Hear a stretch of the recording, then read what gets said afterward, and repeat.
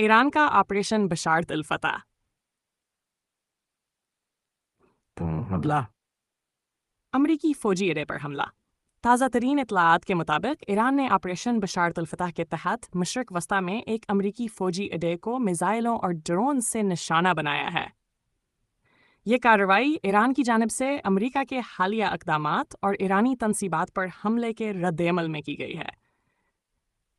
اہم نکات: آپریشن بشارت الفتح ایران کا کوڈ نامی فوجی آپریشن جس کا مقصد امریکی افواج کو خطے سے باہر نکالنے کا اشارہ ہے۔ حملے کی جگہ: غیر مستقل اطلاعات کے مطابق حملہ عراق شام میں کسی امریکی بیس پر ہوا ہے۔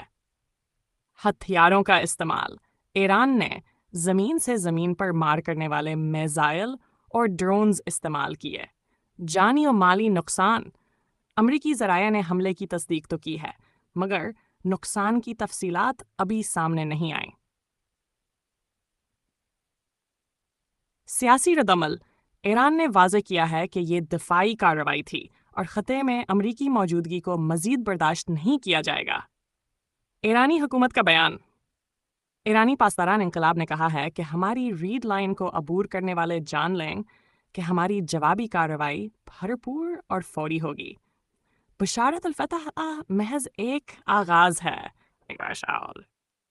امریکہ کا رد عمل: امریکی وزارت دفاع نے کہا ہے کہ وہ حملے کی نوعیت کا جائزہ لے رہے ہیں اور ضرورت پڑنے پر جوابی کارروائی کی جائے گی۔